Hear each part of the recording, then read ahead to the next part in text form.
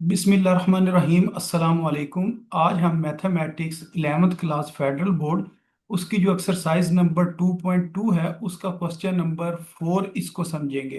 तो question number 4 के अंदर वो ये कह रहे हैं कि फाइंड ए, कि आपने ए की वैल्यू फाइंड करनी है और हमारे पास ये मैट्रिक्स गिवन है। मसलन पहले नंबर पर ये मैट्रिक्स लिखा है, फिर ए लिखा है, फिर दोबारा मैट्रिक्स लिखा है, फिर इक्वल के बाद दोबारा एक मैट्रिक्स लिखा हुआ है। तो इसको हमने ना सॉल्व करना है। तो इसको इस तरीके से लिख लेते हैं जी, 2 1 3 2, और फिर इस जगह पर ये आ जाएगा ए, और उसके बाद दोबारा ये लिखेंगे 1 3 2 4, फिर इधर इक्वल का साइन आ जाएगा और फिर 1 0 0 1। तो इसमें से हमने ना ए की जो वैल्यू है ना उसको हमने फाइंड करना है। तो इधर हम पहले ना लिख लेते हैं कि लेट जो ए है हमारे पास वो बराबर है ए बी सी डी के, वो इक्वल है। तो इधर हम लेट कर लेते हैं, हम कहते हैं जी लेट जो ए मैट्रिक्स है उसकी जो वैल्यू है वो बराबर है जी ए बी सी और डी के, वो इक्वल है। अब हमने इस ए की जगह पर ना ये जो ए की वैल्यू है इसको हमने पुट कर देना है। तो यहाँ से हम इसकी वैल्यू पुट करते हैं। मसलन जो सबसे पहले ए लिखा हुआ है, ये जो लिखा हुआ है 2 1 3 2, इसको इसी तरह लिख देंगे। फिर उसके बाद ए की जगह पर हम लिख देंगे ए बी सी डी। उसके बाद हम लिखेंगे 1 3 और 2 और 4, ये इस जगह पर आ जाएगा, और लास्ट के ऊपर ये आ जाएगा 1 0 0 1। अब हमने ना मल्टीप्लिकेशन करनी है। तो मल्टीप्लिकेशन इस तरह करनी है कि पहले हम ये जो स्टार्टिंग के अंदर जो हमारे पास टर्म्स गिवन है ना उसको हम मल्टीप्लाई करके लिख लेंगे। तो जो स्टार्टिंग के अंदर मसलन ये जो दो मैट्रिक्स हैं इनको हम पहले मल्टीप्लाई करते हैं। अब मल्टीप्लाई का जो तरीका है वो ये होता है कि आपने इसके ऊपर ना एरो लगा लेने होते हैं। मसलन एक एरो इधर लगाएं और एक एरो इस जगह पर लगा लें। अब जो एरो की टेल है, टेल ने टेल से मल्टीप्लाई होना है, यानी कि 2 ने मल्टीप्लाई होना है ए के साथ। फिर इस जगह पर ना प्लस लिखा जाता है, यानी कि जब हम टेल को टेल से मल्टीप्लाई कर लेते हैं फिर प्लस लिखते हैं, फिर हेड को हेड से मल्टीप्लाई करते हैं तो हेड के ऊपर 1 लिखा हुआ है और दूसरे हेड के ऊपर सी लिखा हुआ है। तो इस तरह ने ये मल्टीप्लिकेशन होगी। अब इसको हमने ना जो इससे नेक्स्ट है उसके साथ मल्टीप्लाई करना है। मसलन जो 2 है उसने मल्टीप्लाई होना है बी के साथ। तो ये टेल टेल के साथ मल्टीप्लाई हुई, फिर प्लस लिखेंगे, फिर हेड को हेड के साथ मल्टीप्लाई कर देना, फिर इस 1 ने ना डी से मल्टीप्लाई होना, फिर इधर यू मैट्रिक्स को आप बंद करके लिख लें। अब सेम यही काम ना हमने एक दफा दोबारा करना है। मसलन अब ये जो दूसरी जो रो है ना इसके साथ यही सेम हमने ना काम एक दफा दोबारा करना है। तो इस जगह पर ये मैं लिख लेता हूँ जी। मसलन 3 है, 3 ने मल्टीप्लाई होना है ए के साथ, फिर लिखेंगे प्लस, फिर 2 ने मल्टीप्लाई होना है डी के साथ। इसी तरह जो 3 है उसने मल्टीप्लाई होना है बी के साथ, फिर 2 ने मल्टीप्लाई होना है डी के साथ। अच्छा, इस जगह पर मैं आपको एक बात बताता हूँ कि अगर आपने चेक करना हो ना कि ये मल्टीप्लिकेशन ठीक हुई है या नहीं हुई है, तो उसको ना चेक करने का तरीका ये होता है कि ये वाली चीज ऊपर नीचे सेम होनी चाहिए, यानी कि ये जो दूसरे नंबर पर है ना ये ऊपर नीचे सेम होनी चाहिए। इधर ए लिखा है, इधर ए लिखा है, ये ठीक है। अब इस जगह पर देखें, ऊपर सी लिखा हुआ है, नीचे डी लिखा हुआ है, तो इसका मतलब ये हमने ना गलत सॉल्व किया है, इसमें कोई गलती है। अब गलती पता क्या है, इस 2 ने सी से मल्टीप्लाई होना था तो इस जगह पर सी आएगा, डी नहीं आएगा। तो इसको इधर से हम रेज करके ना इस जगह पर क्या लिख देते हैं, सी लिख देते हैं। ये ऊपर नीचे सेम चीज होनी चाहिए। अच्छा, इसको ऊपर नीचे क्या, बी बी, ये भी ठीक है, इसके ऊपर नीचे डी डी, तो ये भी ठीक है। और बाकी जो होंगे ना इसके अलावा, ये 2 1 3 2, इधर भी लिखा हुआ है 2 1 3 2। तो ये वाला जो ए मैट्रिक, ये जो पहले नंबर पर मैट्रिक्स है ना उसकी ये जो एलिमेंट्स हैं वो उस जगह पर होते हैं 2 1 3 2 2 1 3 2। फिर ये जो ए है ये पहले नंबर पर आ जाते हैं, ए के बाद सी ये दूसरे नंबर पर, ये वाला बी तीसरे नंबर पर, और ये जो डी है ये चौथे नंबर पर आता है। तो इसकी ना इस तरीके से मल्टीप्लिकेशन करते हैं। तो ये मल्टीप्लिकेशन का तरीका होता है। ये जो इससे आगे लिखा हुआ है ना 1 3 2 4, इसको यूं ही आगे लिख देंगे 1 3 2 और 4, और आगे इक्वल का साइन आ जाएगा। उसके आगे जो मैट्रिक्स है 1 0 0 1, इसको सेम उसी तरह हमने लिख देना है। अच्छा, अब इसको जरा सिंप्लीफाई करते हैं। तो ये हमारे पास जो इसका आंसर आएगा वो इस तरह आ जाएगा। जब 2 ने ए से मल्टीप्लाई होना है तो 2 ए आ जाएगा, फिर प्लस 1 ने सी से मल्टीप्लाई होना है तो सी आ जाएगा, ये हमारे पास आ जाएगा 2b+d। इसी तरह ये हमारे पास आ जाएगा 3d+2c, और ये आ जाएगा 2b+2d। तो ये हमारे पास ना इसका आंसर आ गया। बाकी उसी तरह हम लिख देते हैं जी 1 3 2 4, और इस जगह पर हम लिख लेते हैं जी 1 0 0 1। अब इसकी हमने ना एक दफा दोबारा मल्टीप्लिकेशन करनी है, यानी कि इसके ऊपर सेम उसी तरह एरो लगाते हैं। ये वाला एरो हॉरिजेंटल फॉर्म में लगता है और ये वर्टिकल फॉर्म में लग जाता है। अच्छा, अब इनकी हमने मल्टीप्लिकेशन करनी है, तो इसकी मल्टीप्लिकेशन किस तरह करेंगे?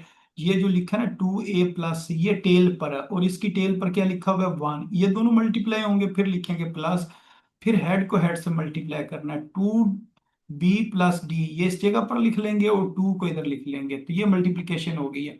अब इसकी हमने मल्टीप्लिकेशन अगला जो कॉलम है उसके साथ करनी है। अब 2a+c, इसने मल्टीप्लाई होना 3 के साथ, फिर प्लस 2b+d, इसने मल्टीप्लाई होना 4 के साथ। तो इस तरह ना इसकी मल्टीप्लिकेशन होगी। अब इसके बाद जो इससे नेक्स्ट जो रो है उसके साथ ही हम एरो लगा लेते हैं, उसकी भी ना सेम इसी तरह मल्टीप्लिकेशन करते हैं। तो टेल को टेल के साथ 2a+2c, 3a+2c, इसको मल्टीप्लाई करेंगे 1 के साथ, फिर प्लस 3b+2d, इसको हम मल्टीप्लाई करेंगे 2 के साथ। अब सेम ये काम इस अगली कॉलम के साथ करना है, तो 3a+2c, इसको जब मल्टीप्लाई करेंगे 3 के साथ तो इधर लिख देंगे, फिर 3b+2b, इसने मल्टीप्लाई होना 4 के साथ। अब अगर इसको हम चेक करना चाहें हमने सही मल्टीप्लाई किया है या नहीं, तो उसका वो अभी मैंने आपको थोड़ी देर पहले तरीका बताया कि आप ना दूसरे नंबर, चौथे नंबर, छठे नंबर और आठवें नंबर की जो वैल्यूज हैं उनको चेक करें। ये ऊपर नीचे 1 1 लिखा है, ये 2 2 लिखा है, ये 3 3 और ये 4 4, ये ठीक है। बाकी ये वाली जो टर्म है ये इस जगह पर लिखी होनी चाहिए, तो ये वाली इस जगह पर, ये ठीक है। अच्छा, अब इसको हम मल्टीप्लाई करके देखते हैं कि इसका क्या आंसर आता है। तो अब जब 1 के साथ कोई नंबर मल्टीप्लाई होता है ना, तो वो उसी तरह ही रहता है, ये आ जाएगा 2a+c, और प्लस, अब इस 2 ने ना अंदर मल्टीप्लाई होना है इसके साथ और इसके साथ, ये बन जाएगा 4b+2d। तो ये हमारे पास ना इसका आंसर आ गया। अब इसकी भी इसी तरह मल्टीप्लिकेशन करते हैं, ये 3 इसके साथ मल्टीप्लाई होगा और इसके साथ मल्टीप्लाई होगा, तो ये बन जाएगा 6a+3c, और फिर ये 4 को मल्टीप्लाई करेंगे दोनों टर्म्स के साथ, इधर इधर, ये बन जाएगा 8b+4d। अब इसके बाद जो दूसरा कॉलम है इसको भी सेम इसी तरह हम मल्टीप्लाई करते हैं। मसलन 1 ने मल्टीप्लाई होना तो यही चीज आ जानी है 3a+2c, फिर इस 2 ने मल्टीप्लाई होना दोनों टर्म्स के साथ, तो ये आ जाएगा +6b+4d। अब इसको भी सेम उसी तरह मल्टीप्लाई करते हैं इन दो टर्म्स के साथ, ये बन जाएगा 9a+6c, और प्लस, अब इस 4 को मल्टीप्लाई करना है इधर और इधर, ये 4 को जब 3 से मल्टीप्लाई करेंगे 12b, और 4 को 2 से मल्टीप्लाई करेंगे तो 8d, और उसके आगे जो लिखा हुआ है 1 0 0 1, उसको इसी तरह ही लिख देंगे। अब यहां से ना हमारे पास से चार इक्वेशंस बनेंगी, उन इक्वेशंस को हमने लिखना है। मसलन ये जो लिखा हुआ है ना 2a+c+4d और +2b, प्लस इधर ना डी की जगह पर बी आना है, यानी कि 4b और +2d, इस तरह करके इसको लिखना है। तो इधर बी आ जाएगा, इधर डी आ जाएगा। अब इसके ऊपर यानी कि मैट्रिक्स की लेफ्ट साइड पर ऊपर ये लिखा हुआ है और इसके ऊपर क्या लिखा हुआ है 1, तो इस जगह पर 1 आ जाएगा। इसी तरह ये दूसरी इक्वेशन बनाएंगे 6a+3c +8b+4d, और इस साइड पर क्या लिखा हुआ है जी, राइट साइड के ऊपर 0 लिखा हुआ है, इधर 0 लिख लेंगे। फिर ये वाली इक्वेशन बनेगी 3a+2c +6b और +4d, ये किसके बराबर है? ये 0 के बराबर है, इधर 0 आ जाएगा। फिर ये लिखेंगे 9a+6c और +12b और +8d, और ये किसके बराबर है? 1 के बराबर है। तो ये हमारे पास ना तकरीबन चार इक्वेशंस बन गई। अब हम ना इनको नाम दे लेंगे, हम कहेंगे ये हमारे पास इक्वेशन नंबर 1 है, ये वाली इक्वेशन नंबर 2 है, और इसको हम इक्वेशन नंबर 3 का नाम देंगे, और इसको हम इक्वेशन नंबर 4 का नाम देंगे। अच्छा, अब हमने इन्हें ना सॉल्व करना है इन चार इक्वेशंस को। अच्छा, इधर अगर हम देखें, ये लिखा है 4b और इधर लिखा है 8b, इधर 2d इधर 4d, इसका मतलब अगर हम जो इक्वेशन नंबर 1 है इसको 2 से मल्टीप्लाई करें ना तो ये वाली दो टर्म्स ना सेम हो जाएंगी।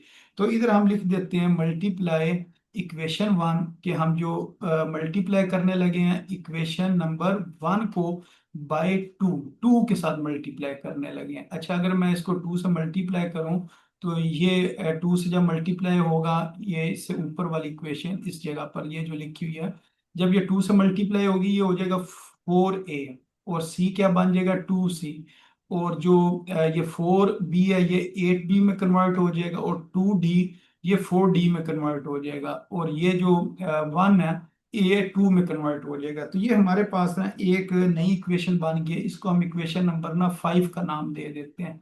अच्छा, अब हम ना ऐड कर लेते हैं, बल्कि सब्ट्रैक्ट करते हैं इक्वेशन नंबर 2 और 5 को।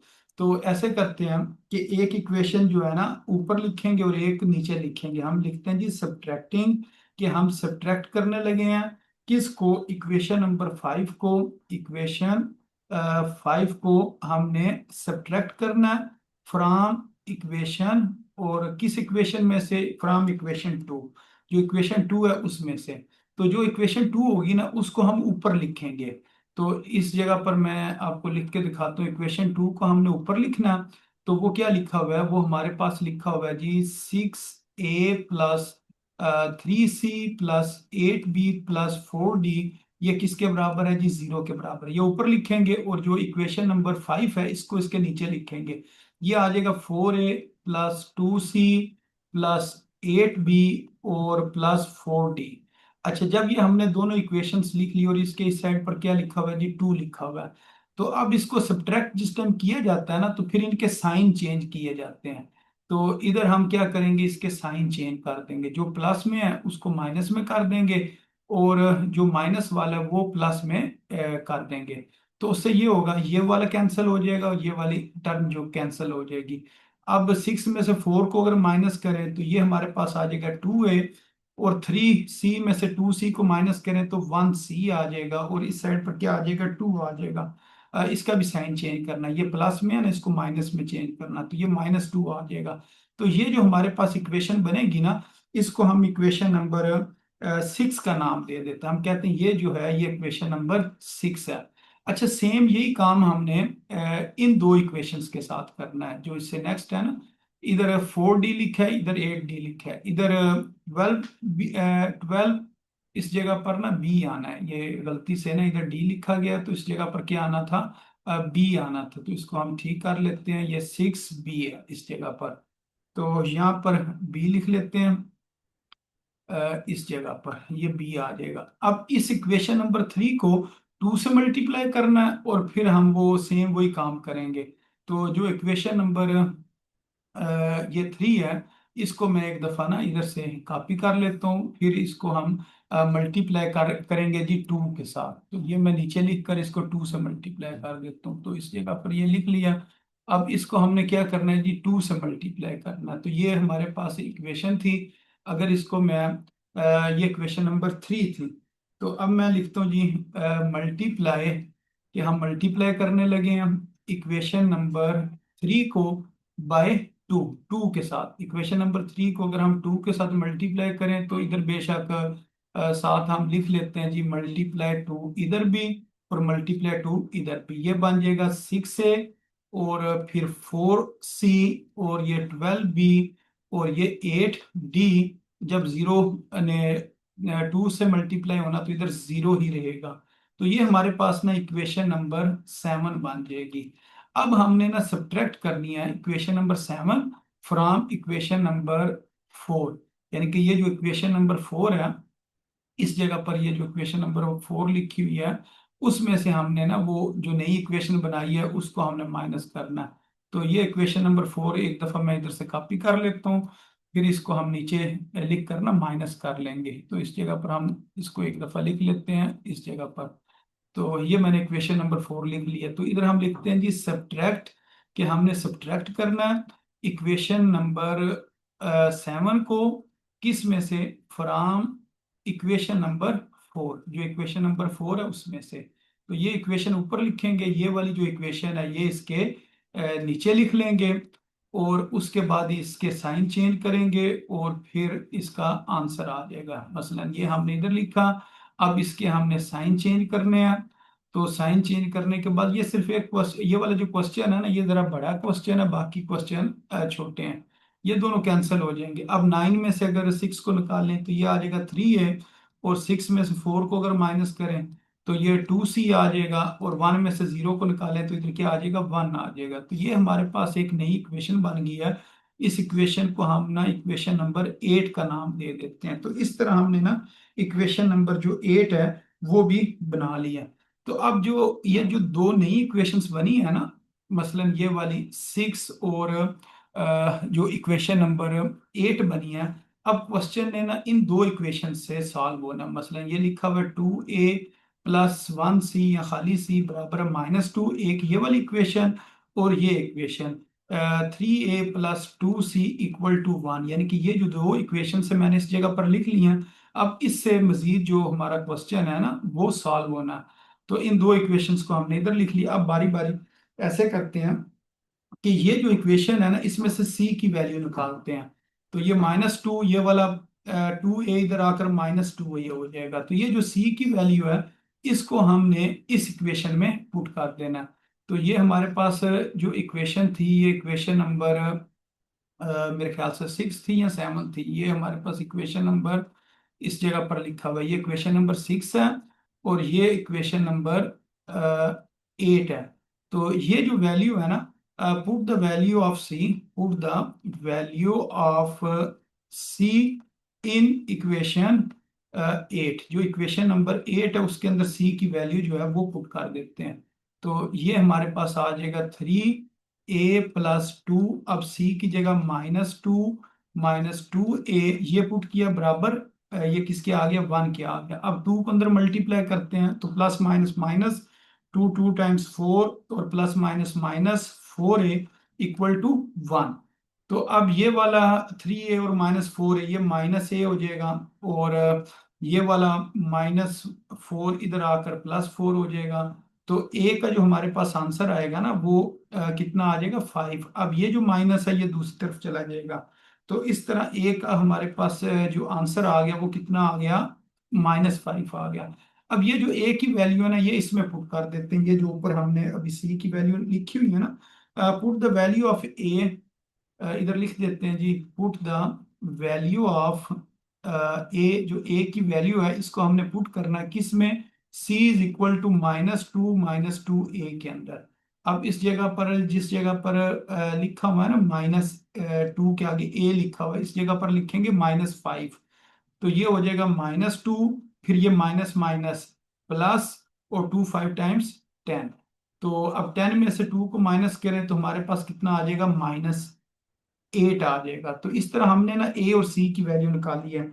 तो अभी हमने बी और डी की भी वैल्यू जो है ना वो भी निकालनी है। उसके लिए हम क्या करेंगे, जो हमारे पास इक्वेशन नंबर 2 गिवन थी इस जगह पर, यानी कि ये ऊपर ना हमने इक्वेशन नंबर जो 2 बनाई थी उसके अंदर ना ये वैल्यूज पुट कर देते हैं। मसलन ये हमारे पास जो इक्वेशन नंबर 2 है, एक इसके अंदर हम वैल्यू पुट कर लेंगे जो भी हमने ए और जो दो चीज़ों की ए और सी की जो वैल्यू निकाली है वो इसमें पुट करेंगे इक्वेशन नंबर 2 में। तो ये नीचे मैं एक दफ़ा ना लिख लेता हूँ। तो ये मैंने इस जगह पर इसको लिख लिया है। इसके अंदर हम पहले वैल्यूज पुट करेंगे और फिर एक नई इक्वेशन बनेगी। तो एक इक्वेशन नंबर 2 में पुट करनी है और एक बार इक्वेशन नंबर 3 में पुट कर लेते हैं। तो यहाँ से इक्वेशन नंबर 3 देखते हैं कौन सी है, ये वाली इक्वेशन नंबर 3 है। तो इसको बिना एक दफ़ा हम दोबारा इधर से कॉपी कर लेते हैं, फिर इसमें वैल्यूज पुट करेंगे, फिर इनको सॉल्व करेंगे। तो ये वाली इक्वेशन भी मैं इस जगह पर लिख लेता हूँ। अच्छा, अब इसमें ना बारी बारी हम ए और सी की वैल्यू पुट करते हैं। तो ये लिखा हुआ है 6A, ए की जगह पर हमने लिखना है -5 प्लस सी, और सी की जगह पर हमने लिखना है -8। बाकी उसी तरह लिख लेंगे, +8B plus 4D equal to 0। तो ये जिससे मल्टीप्लाई होगा -30 हो जाएगा, और ये -24 हो जाएगा। तो ये हमारे पास कितना होगा, इसका ना जवाब +8 आना था, -8 नहीं, क्योंकि 8 में से 2 को निकालेंगे ना तो +8 आएगा। तो जब +8 पुट करेंगे तो ये +24 हो जाएगा इसका आंसर। अच्छा, +8b और 4d इक्वल टू 0। अब इधर यूं लिखते हैं, +8b +4d। अब इसको अगर हम सॉल्व करें ना तो कितना आता है, -6। तो -6 ने दूसरी तरफ जाकर क्या हो जाना है, +6 हो जाना। तो ये अभी एक ना नई इक्वेशन बन गई है। तो इसको बेशक हम इक्वेशन नंबर, पहले 8 है तो इसको हम इक्वेशन नंबर 9 का नाम दे देते हैं। ये हमने इक्वेशन नंबर 9 बना ली। अब सेम इसी तरह हमने इधर करना है काम। ए की जगह पर -5 पुट करेंगे, और सी की जगह पर हमने +8 जो है वो पुट करना है। बाकी 6b +4d ये इसी तरह ही लिखा रहने देंगे। ये बन जाएगा -15, ये बन जाएगा +16, और +6b +4d इक्वल टू 0। तो ये +1 होगा, इस +1 को दूसरी तरफ ले जाएंगे तो दूसरी तरफ जाकर ना इसने -1 बन जाना। तो इस जगह पर आके ये कितना हो जाएगा, -1। तो ये बन जाएगी इक्वेशन नंबर 10। अच्छा, अब ऐसे किया जा सकता है कि एक इक्वेशन ऊपर लिखते हैं, एक नीचे लिखते हैं। ये 4d है, ये भी +4d है। तो ये सब्ट्रैक्ट करके इसको सॉल्व किया जा सकता है। तो इधर साइड के ऊपर मैं लिख देता हूँ जी, सब्ट्रैक्ट, कि हम सब्ट्रैक्ट कर रहे हैं किसको जी, इक्वेशन 10। इक्वेशन 10 को फ्रॉम इक्वेशन 9, इक्वेशन 9 में से ना सब्ट्रैक्ट करना। तो 9 के लिए ये जो लाइन है ये शुरू में लिखनी पड़ेगी, क्योंकि 9 होता है पहले आई लिखते हैं फिर एक्स लिखते हैं। तो इक्वेशन नंबर 9 को ऊपर लिख लेते हैं, 8b +4d इक्वल टू 6, और ये नीचे लिखा जाएगा, इधर ना b आएगा, यानी कि 6b है ये वाली जगह पर। इसको ये एक दफा अरेज करके सही तरह ना इस जगह पर b लिख देते हैं। तो इस जगह पर ना बी आना, 6b। तो ये अब इसके नीचे लिखा जाएगा 6b और +4d इक्वल टू -1। अब इसके हमने ना साइन चेंज करना है, ये प्लस में कन्वर्ट हो जाएगा, ये माइनस में, ये माइनस में। उसके बाद ये दोनों कैंसिल हो जाएंगे। 8 में से 6 निकालें तो 2b आता है, और ये 6 में से 1 ऐड करेंगे तो ये 7 आ जाएगा। अब ये b इधर ही रहेगा, 7 इधर रहेगा, ये 2 मल्टीप्लाई हो रहा है, ये इधर आके डिवाइड हो जाएगा। तो इस तरह ये b का आंसर आ गया। अब b की वैल्यू आप किसी इक्वेशन में पुट कर दें, बेशक ये 9 में पुट करें या 10 में पुट करें, ये आपकी मर्जी है। तो इसको हम इक्वेशन नंबर 10 में पुट कर देते हैं। Put the value of b, जो b है उसकी value, put the value of b in equation 10, equation number 10 में पुट करते हैं। ये लिखा हुआ है 6b +4d इक्वल टू -1। अब इस जगह पर ना b की जगह पर हमने b की जो वैल्यू है वो पुट कर देनी है। तो इधर मैं आपको b की वैल्यू पुट करके दिखाता हूँ। ये आ जाएगा जी 7/2 +4d इक्वल टू -1। अब इसकी कटिंग हो जाएगी, जब इसकी हम कटिंग करेंगे 2 1 2 और 2 3 टाइम्स 6 होता है।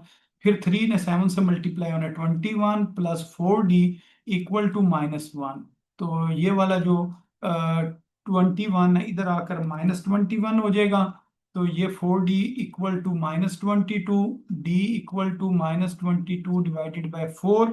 अब इसको अगर हम दोनों को 2 के ऊपर डिवाइड करें, यानी कि डिवाइडेड बाय 2 करें, तो हमारे पास जो d है उसका आंसर आ जाएगा -11 डिवाइडेड बाय 2। तो इस तरह ये हमारे पास ना d का आंसर आ गया। तो ये हमने ना a b c और d की वैल्यू मालूम कर ली है। अब हम फाइनल जो है ना लिखेंगे इसका आंसर। तो अब हम कहेंगे जो ए है हमारे पास सेट, तो ए सेट किसके बराबर था, ए सेट बराबर था ए बी सी और डी के बराबर था। अब इसकी हम वैल्यू पुट कर देते हैं। ए की जगह पर हमने ए की वैल्यू पुट करनी है, तो इधर हमने ए की वैल्यू निकाली थी -5, तो इस जगह पर हम लिख देंगे -5। उसके बाद बी की वैल्यू है जी 7/2। फिर उसके बाद सी की वैल्यू है, तो सी की वैल्यू कितनी है जी +8। +8 लिख लें या खाली 8 लिख लें, इधर 8 आ जाएगा। और जो डी है उसकी वैल्यू -11 डिवाइडेड बाय 2। तो ये इस तरीके से इसका जो आंसर है वो मालूम किया जाना था। तो ये काफ़ी बड़ा सवाल था। तो ये जिस तरीके से सॉल्व किया, एक दफ़ा मैं आपको दोबारा बता देता हूँ कि इसके अंदर हमने किया क्या है। कि सबसे पहले हमने ये जो इक्वेशंस थी, इस जगह पर मैं आपको ये ज़रा दिखा देता हूँ जी। इक्वेशंस हमने बनाई, तो सबसे पहला काम था हमने ए को ना लेट कर लिया कि ए किसके बराबर है। तो ए हमारे पास बराबर हमने उसको रखा था ABCD के। तो इस क्वेश्चन को दोबारा लिखा, ए की जगह ABCD लिखा, फिर ए की जगह पर ए की वैल्यू पुट कर दी। तो सबसे पहले हमने जो फर्स्ट टू मैट्रिक्स थे इनको मल्टीप्लाई किया। मल्टीप्लाई का मैंने आपको तरीका बता दिया, ये जवाब आ गया। फिर उसके आगे जो मैट्रिक्स था इन दोनों को हमने मल्टीप्लाई किया। इन दोनों को मल्टीप्लाई करने से ये हमारे पास एक नया मैट्रिक्स बन गया। अब उसके बाद हमने इसको कंपेयर करके इक्वेशंस बनाई, ये चीज 1 के बराबर है, ये 0 के, ये फिर 0 के, और ये वाली लास्ट वाली टर्म 1 के। तो ये हमारे पास ना 4 इक्वेशंस बन गई। तो इधर 2D है, इधर 4D है, तो इसका मतलब इक्वेशन नंबर 1 को आपने ना 2 से मल्टीप्लाई करना है। इसी तरह ये दो इक्वेशंस को देखें तो इक्वेशन नंबर 3 को 2 से मल्टीप्लाई करना है। तो पहले हमने इन्हें मल्टीप्लाई किया, फिर एक इक्वेशन ऊपर लिखी, एक नीचे लिखी, उसके साइन चेंज किए यानी कि सब्ट्रैक्ट किया, और उसके बाद इसकी एक इक्वेशन बना ली। इसी तरह जो बाकी वो जो दो हमारे पास थी इक्वेशंस थी, उसमें से एक इक्वेशन जो इक्वेशन नंबर 3 है उसको 2 से मल्टीप्लाई किया, तो ये हमारे पास इक्वेशन आ गई। इसको भी उसी तरह सब्ट्रैक्ट करने के बाद ये हमारे पास ने इक्वेशन नंबर 8 बन गई। अब ये जो इक्वेशन नंबर 6 और 8 है, इसमें से हमने क्या किया, सी की वैल्यू निकाल कर इक्वेशन नंबर 8 में पुट की, तो उससे हमारे पास ए का आंसर आ गया। अब ए का आंसर जो है इस सी वाली वैल्यू में पुट किया, तो वहां से हमारे पास सी का आंसर आ गया।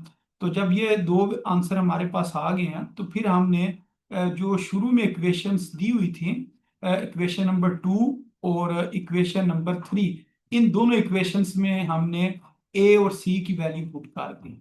तो फिर हमारे पास मजीद दो इक्वेशंस बन गई। फिर इन दो इक्वेशंस को हमने क्या किया जी, दोबारा सब्ट्रैक्ट किया, तो हमारे पास बी का आंसर आ गया। अब बी का आंसर जो है किसी एक इक्वेशन में, जो 9 और 10 है उसमें से किसी एक इक्वेशन में पुट करेंगे, तो वहां से हमारे पास डी का आंसर आ जाएगा। और लास्ट के ऊपर हम क्या करेंगे, दोबारा जो ए है उसको बताएंगे जी, ए बराबर है ABCD के, और फिर उसके अंदर ना ये जो वैल्यूज हैं इनको हमने पुट कर देना।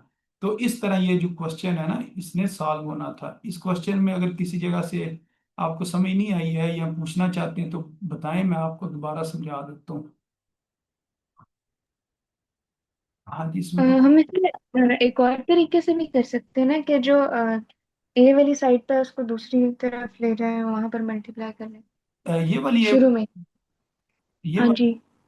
असल में अगर इस जगह पर होती ना सिर्फ दो टर्म्स होते यानी कि दो मैट्रिक्स होते, ये वाले इस जगह पर ना लिखा होता, ठीक है, तो फिर इसको हम ना दूसरी तरफ लेके जाते। अब ये अगर इधर मल्टीप्लाई हो रहा है, इधर आके डिवाइड होगा।